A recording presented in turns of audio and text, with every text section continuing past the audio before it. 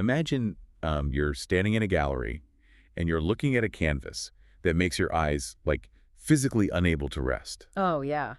A really demanding piece. Right, and not because it's depicting some horrifying scene or anything, but because the artist has essentially, well, weaponized color and line to basically hack your brain's visual processing. Yeah, it's a very real phenomenon. Yeah, you're looking at a flat surface, yet your optical nerve is just struggling to reconcile what it's seeing.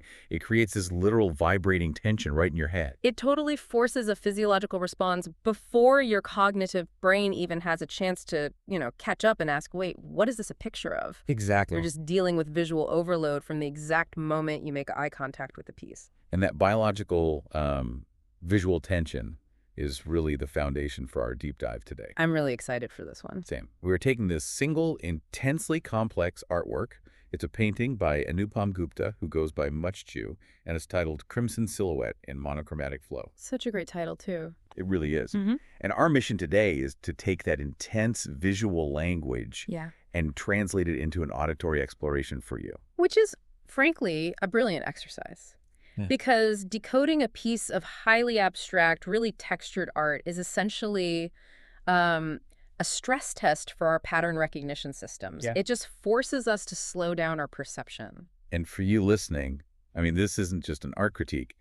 Learning how to process an image like this, how to find the signal buried inside all that overwhelming noise, how to understand what friction actually looks like, it's a cognitive tool. Absolutely. It's the exact same mental machinery you use to, read the subtext at a really tense meeting or just filter through the daily barrage of information overload we all get. Right, the doom scrolling and all that. Yeah, exactly. We're training the brain to look past the immediate chaos and identify the underlying architecture. And, well, to understand that architecture, we really have to start with the environment the artist has built here. Right, the title mentions a monochromatic flow. And that flow just dominates the entire background, plus the whole right side of the canvas. It does. And calling it a background almost feels, I don't know, too passive. How so? Well, if you split this canvas in your mind, the vast majority of the space is consumed by these stark, undulating, vertical black and white lines. Yeah, they're very aggressive. Right. And they aren't rigid or geometric at all. They mimic organic matter. Like, to my eye, they look like a deeply grooved, highly magnified piece of coarse wood grain. Oh, I can see that. Or maybe a topographical map of a dangerously steep canyon just dropping off into nothing. It creates this incredibly oppressive sense of downward motion. The comparison to wood grain or topography is crucial, actually. Yeah, because both of those things are visual records of time and environmental stress. I mean, tree rings show years of drought or plenty, right? And topographical lines show centuries of erosion. By rendering these lines in pure black and white, the artist is completely stripping away the emotional warmth that color normally provides. Wow, yeah. So what you're left with is an environment that is just entirely sterile. It's totally indifferent to whatever is in it. It kind of feels like the visual equivalent of white noise. That's a great way to put it. When I look at that black and white background, I honestly hear the harsh, aggressive static of an old analog television set. Huh? When it's tuned to a dead channel. Oh, yeah. Snow. Yes, just a relentless hiss. And smack in the middle of this static is our subject. It's this massive, highly saturated red shape. The crimson silhouette. Exactly. Yeah. So the question that immediately jumps to my mind is about agency. Okay. When you have this vibrant entity surrounded by this oppressive visual noise, is the entity trapped inside the static, or is it like actively pushing against the flow? Well, the visual mechanics of the painting actually answer that question for us. Oh, really? Yeah, but to understand how, we have to look at how our eyes process contrast. Yeah, lay it on me. So our retinas use different photoreceptor cells, right? Rods handle black, white, and low light vision. Right. While cones handle bright, saturated colors. So by slamming pure graphic monochrome right up against a highly saturated crimson, the artist is literally forcing your rods and cones to compete for dominance. Wait, really? It's a biological fight? Exactly. It's a phenomenon in color theory known as simultaneous contrast. The background is trying to recede, but the visual noise is so loud, it just keeps pulling your focus away from the center. Wow. So the vibration I feel looking at it isn't just a metaphor. Nope. It's my eyes physically struggling to process two entirely different visual signals at the exact same time. Precisely. And this leads right back to your question about agency. If you look at the right edge of the red silhouette where the crimson actually meets the black and white static, the flow doesn't just sit behind the red shape like wallpaper. No, it definitely interacts. Right. The black and white lines actively bend and contour around the right-facing edge of the crimson subject. Oh, wow. I see it. So the static is actually carving into the figure. Mm-hmm. The environment is shaping the entity itself. Yes, it's an active system of friction. The flow is an external force, and the specific jagged contours of the crimson silhouette, they only exist because of the pressure being applied by that environment. That's wild. Right. If you remove the monochromatic flow, the red shape just loses its definition. The entity is defined by what it is resisting. That is just a staggering way to think about identity. It really is. So we are defined by the static we are pushing against. But, that raises another issue. If the environment is shaping the figure, we have to look really closely at the figure itself to see, well, what kind of toll that friction is taking. Definitely. Because the edge of that red mass, the part facing directly into the flow, it isn't just some random squiggle. No. And your brain won't allow it to be just a random squiggle either. Right. The right edge vaguely forms a human profile. There is a distinct slope of a forehead, a protrusion that suggests a nose, and then a cutback for a jawline. And it's facing right, looking directly into the heaviest part of that monochromatic flow. This is where we encounter the psychological phenomenon of pareidolia. Pareidolia? Yeah, it's that evolutionary quirk in human cognition that makes us see faces in the clouds or, a man in the moon. Oh, right, finding patterns. Exactly. Our brains are basically hardwired to recognize human forms as a survival mechanism, and the artist totally knows this. So they're playing with us. Oh, for sure. By giving this abstract red mass just enough anatomical suggestion on its leading edge, the painting stops being just an experiment in color theory. It becomes a person. Right. It suddenly becomes a character study. We instantly project humanity and therefore vulnerability onto this shape. Vulnerability is an interesting word there because the colors used for this silhouette suggest something incredibly intense. They're very... Yeah, it's not a flat red. It traces from this deep, bruised, almost brick red at the top of the head, and as you move down the canvas, it shifts into a bright, almost blinding, fiery orange-yellow. Yeah, a massive gradient. My immediate thought is a thermal camera. It looks exactly like a thermal scan of a person standing in a sub-zero blizzard. Yes, exactly. You just see heat radiating outward from the core. The thermal imaging analogy really highlights the spatial manipulation happening here, too. How do you mean? Well, in visual perception, warm colors, your reds, oranges, yellows, they appear to advance toward the viewer. While cool or neutral colors, like the black and white background, they appear to recede. Okay, that makes sense. So the artist is using this temperature gradient to give the silhouette a burning, vital energy. It is loudly, aggressively alive. But you mentioned vulnerability, and I think that really comes through in the materiality of the piece. Oh, yes, the materiality. The artist hasn't applied the paint in a smooth, glossy, perfect layer at all. Not even close. No. You can clearly see the rough physical texture of the canvas weave pushing right up through the red and orange pigment. It's very textured. It gives the whole entity a raw, exposed, tactile feel. Yeah. But I'm honestly torn on how to interpret that. Why is that? Well, does that visible canvas texture make the figure look strong and enduring? Or does it make it look fragile?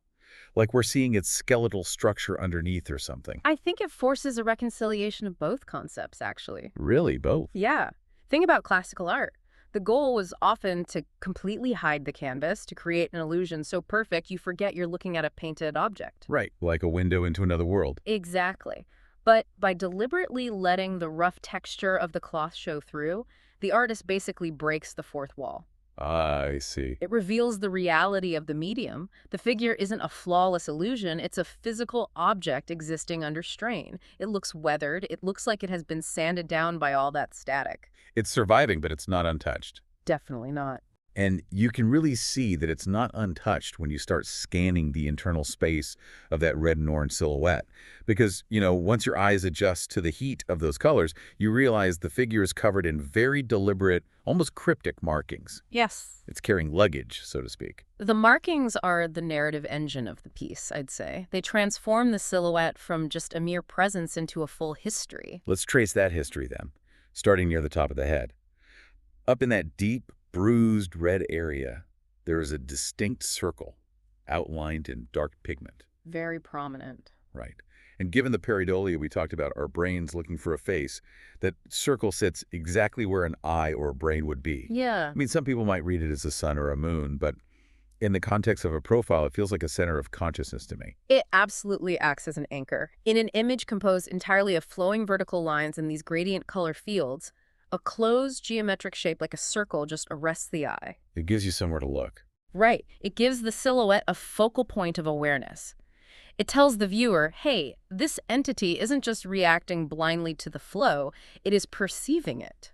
But that perception seems pretty painful, honestly, because right below that circle, sweeping across the forehead area, is a band of jagged, stippled marks. Ah, yes. It's black, white, and red all mashed together. It's almost like the black and white static from the outside environment has actually penetrated the boundary of the figure itself. That is a profound way to read it.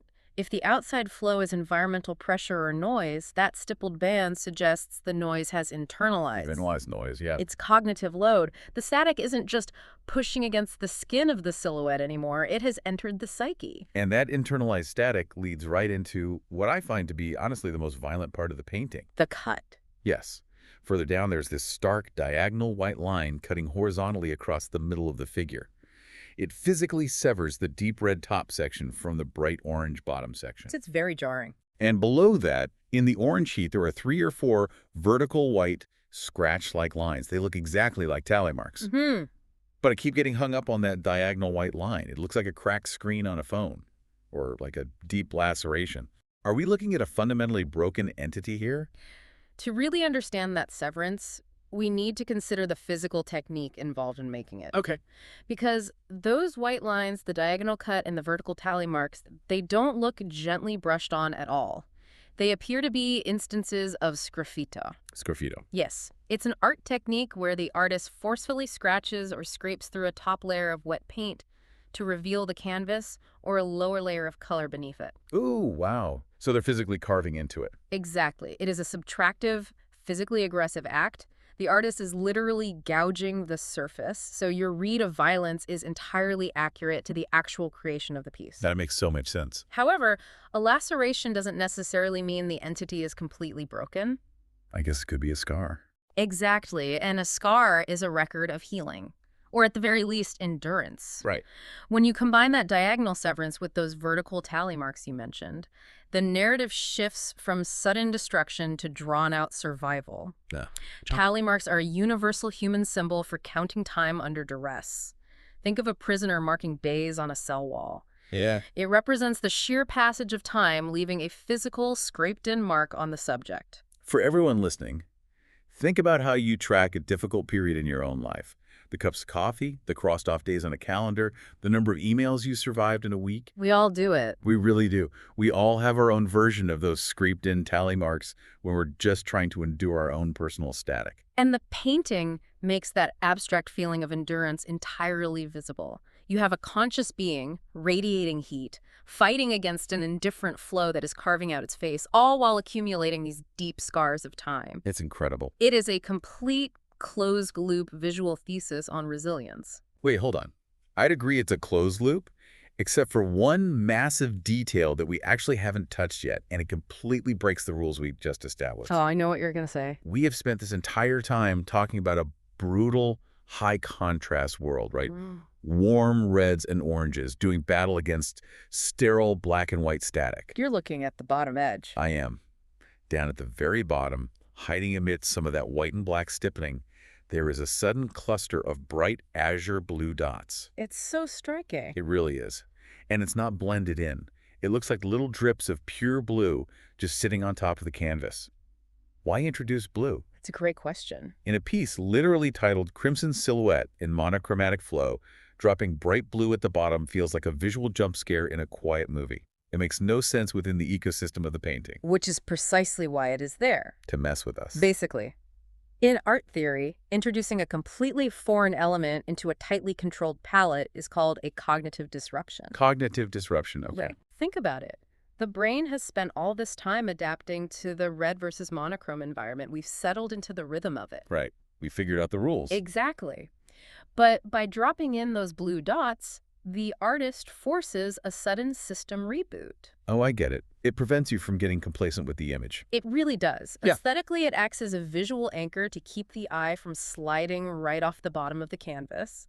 But symbolically, it introduces a necessary ambiguity. What kind of ambiguity? Well, given the immense thermal heat we discussed with the red and orange, those blue dots could read as a sudden cooling off. Perhaps a splash of water hitting the burning core. Or tears? Or tears, yeah.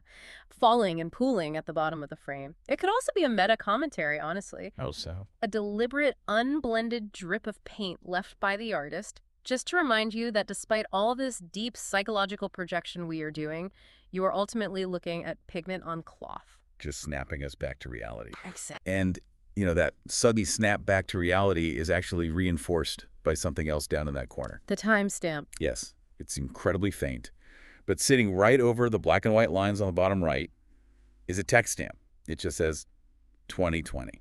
And that stamp fundamentally changes how we categorize this artwork. It really does. Up until you notice that date, you can view this as just a timeless, universal exploration of the human condition. But 2020 anchors it to a very specific global trauma. It grounds the abstraction in a historical reality. Think about what 2020 represented globally.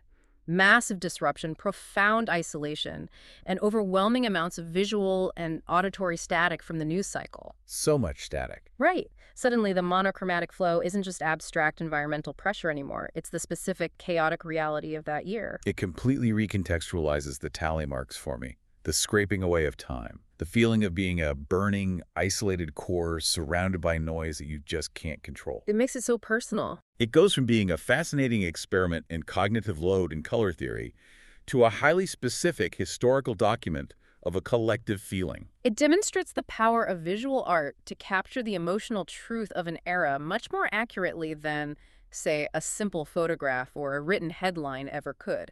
So true. Well, let's pull all of this together. We've taken a real journey through Machu's canvas today. We really have. We started with the macro environment, the biological tension of that harsh monochromatic flow, acting like relentless TV static, actively pushing against and carving the edges of our subject. A friction. Yes. Then we zoomed in to find a vividly alive, thermal hot crimson silhouette, marked by the raw vulnerability of the canvas weave itself. We decoded the deep scraped-in scars and tally marks of a conscious entity just enduring the friction of time. Enduring the static. And finally, we found that sudden disruption of blue and the 2020 timestamp, which anchored this entire abstract struggle into a shared historical reality. It's just a masterful execution of using texture, contrast, and cognitive disruption to tell a deeply human story without painting a single realistic human feature. So, as you walk away from this deep dive, I want to turn the mirror back to you. Think about the spaces you inhabit. How do you stand amidst the monochromatic flow of your own life? That's a great question. That endless, indifferent static of routines, demands, and noise. Are you actively radiating your own heat, maintaining your own boundaries, and pushing back against the current? Or are you passively allowing the flow to carve your edges and dictate your shape? I think it comes down to recognizing whether your scars are signs of passive erosion or active endurance. Very well said. And on that note, I want to leave you with one final thought to mull over. Throughout this entire analysis, we've focused our attention on the right side of the painting, the jagged profile facing into the chaos, taking the absolute brunt of the black and white static. The leading edge. Right. But consider the unseen space to the left of the canvas, the back of the figure. We see the crimson silhouette pushing forward into the overwhelming flow.